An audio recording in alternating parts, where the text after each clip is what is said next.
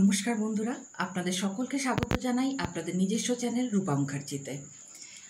এখন চলছে পিতৃপক্ষ, অর্থাৎ 2024 সালে 17 সেপ্টেম্বর থেকে 2রা অক্টোবর এই 16 দিনকে ধরা হয় পিতৃপক্ষ। আর এই পক্ষতেই করা হয় শ্রাদ্ধকর্ম। আর 2রা অক্টোবর প্রকৃত যে দিনটা হচ্ছে মহালয়া, অর্থাৎ আমাদের তর্পণ করার দিন। সাধারণত পিতৃ যে ঋণ হয় সেটা আর কি শোধ করার জন্য এই শ্রাদ্ধকর্মগুলো হয়ে থাকে। তাছাড়া এর সাথে দুটি আরও বিষয় কাজ করে। এক হলো পিতৃপুরুষদেরকে তুষ্ট করে তাদের আশীর্বাদ কামনা করা, এবং অপরটি হলো যে কোনো পিতৃপক্ষের কাছ থেকে যে কোনো অভিশাপ পাওয়া হয় উত্তরাধিকার সূত্রে, সেটা থেকে মুক্তি পাওয়া, যাতে পিতৃগণ যারা রয়েছেন, অর্থাৎ আমাদের যারা পূর্বপুরুষ রয়েছেন, তারা যেন এখান থেকে মুক্তি পেয়ে যান। এবার প্রশ্ন আসে যে তর্পণ কারা করতে পারেন। দেখুন, তর্পণ চাইলে যে কোনো কেউই করতে পারেন, এর জন্য কোনো পুরুষ মহিলার বিভেদ লাগে না। গঙ্গার ঘাটে গিয়ে কোনো পুরোহিত মশাইকে ধরে আপনি আপনার বা আমরা যে কোনো কেউ এই তর্পণ কার্য সম্পন্ন করতে পারি।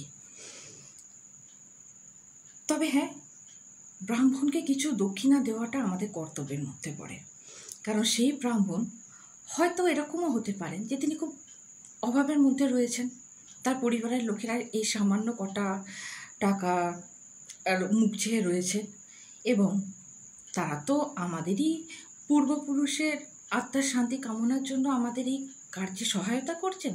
সুতরাং তাদেরকে সামান্য কিছু দান করলে আমাদের পিতৃপুরুষেরা সকলেই তুষ্ট হবেন বলেই বিশ্বাস করি আমরা, তাই না?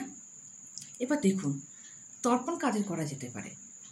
আপনি বা আমি, অর্থাৎ আমরা যে সকল পূর্বপুরুষদের সঙ্গে সম্পর্কিত রয়েছি,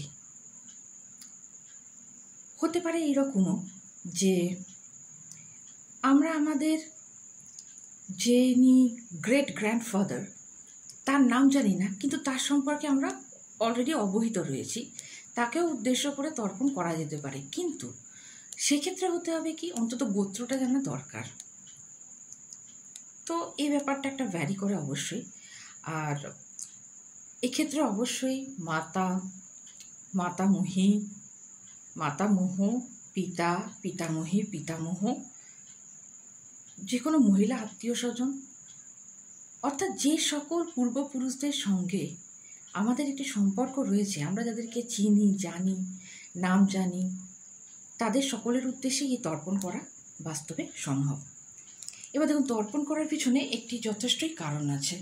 সেটি হলো যে কোনো অজ্ঞাত কারণে এরকম হয়ে থাকতে পারে যে আমাদের কোনো পূর্বপুরুষ কোনো অভিশাপ পেয়েছে। এবার দেখুন, অভিশাপের ক্ষেত্রে একটি বিষয় কাজ করে, সেটি হলো যে যতক্ষণ না যাকে অভিশাপ দেওয়া হচ্ছে তিনি মন থেকে এটাকে স্বীকার করেন যে ও মাগো, এটা তো আমারই ভুল, আমারই তো এরকম একটা কিছু হয়েছিল, তাহলে মনে হয় অভিশাপটা আমার বাস্তবে কাজে দেবে, তবেই সেই অভিশাপ সেই ব্যক্তির উপর কাজ করবে।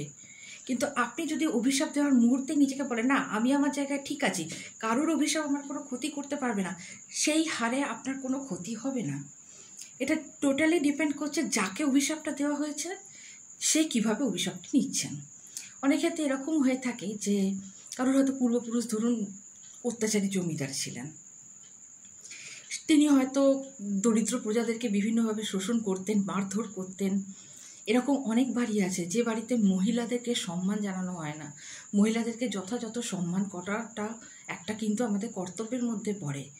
এই সকল দুর্ব্যবহারগুলির পরিপ্রেক্ষিতে শত শত অগণিত মানুষের যে হাহাকার মনের হাইটা সামনের জন্য লাগে, সেটা বংশ পরম্পরায় ট্রাভেল করে। তার কারণ আমাদের যে বাক্য, আমাদের যে শক্তি, যে এনার্জি, যা কিছু আছে, তা না টাইমের মাধ্যমে এক প্রজন্ম থেকে আরেক প্রজন্মের ওপরে বর্তিত হয়।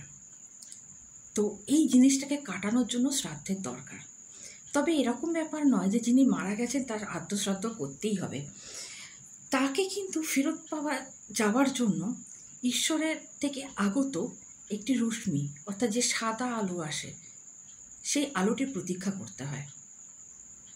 তিনি চলে যাবেন, কিন্তু এটা আমাদের তরফ থেকে একটি ক্ষুদ্র প্রচেষ্টা আমাদের পূর্বপুরুষকে ধন্যবাদ জ্ঞাপনের জন্য, যে হ্যাঁ, আমরা আপনাদের প্রতি কৃতজ্ঞ। আপনারা যদি আমাদের পথ না দেখাতেন, আপনারা যদি আপনাদের সময়ে দৃঢ়তার সঙ্গে এই সকল সমস্যার সম্মুখীন না হতেন, হয়তো আজ আমরা পৃথিবীতে আসতেই পারতাম না। তাই এটা আমাদের কর্তব্যের মধ্যে পড়ে অল্প কিছু আমাদের কন্ট্রিবিউট করা আমাদের পূর্বপুরুষের ক্ষেত্রে। এরকম নন যে আমরা তাদেরকে জল না দিলে তারা জল পাবেন না বা তারা নরকে গমন করবে, এরকম কিছু ভাববেন না। এরকম হতেই পারে যে বাড়িতে হয়তো কোনো একজনই সদস্য রয়েছেন, তিনি হয়তো অসুস্থ হয়ে পড়েছেন, তার পক্ষে যাওয়া সম্ভব হচ্ছে না, কিন্তু তার পূর্বপুরুষটাকে তাকে ছেড়ে দিয়ে চলে যাবেন তা তো নয়। পূর্বপুরুষরা সবসময়ই আমাদের সঙ্গে সব অবস্থাতেই থাকেন। হ্যাঁ, কেউ অ্যাক্টিভ থাকেন, কেউ প্যাসিভ অবস্থায় থাকেন।